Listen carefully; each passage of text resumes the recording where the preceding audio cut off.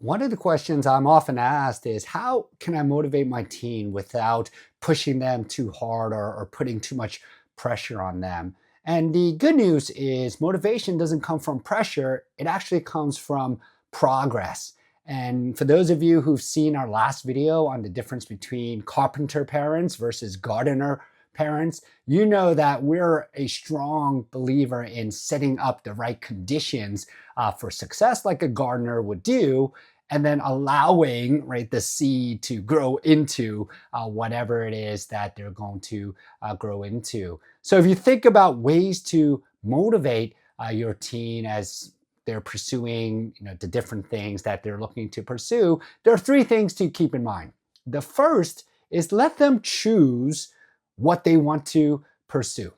So if you think about what's motivating, it's often when you're bought into it. And so if it's an extracurricular, if it's a direction for a senior project, allow your child to choose what they're interested in, because then they will more likely be invested. The second tip, and this is really coming to the point I made earlier around progress, is set the conditions so it's easy for them to see progress along the way.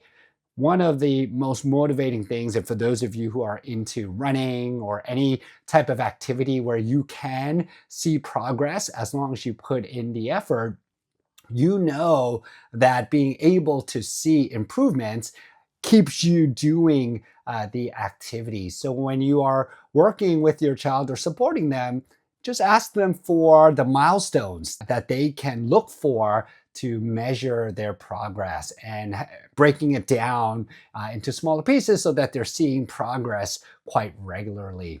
And then the third tip is when they are feeling overwhelmed, making sure you're there to support. It's easy to want to take over, it's easy to want to fix things for your child, but instead of doing that, think about the support they need, keeping this progress principle in mind, and think about different ways to help them get over the plateau they might be at, and for them to see the progress either they're making or to see what is the very next milestone. Because if they can see that milestone, that might just be enough to get them moving towards their goal again. So with that said, if you're looking to motivate your teen, just keep in mind this idea of creating momentum and helping them create that momentum, because if things are moving, it's very easy or easier to keep it in motion.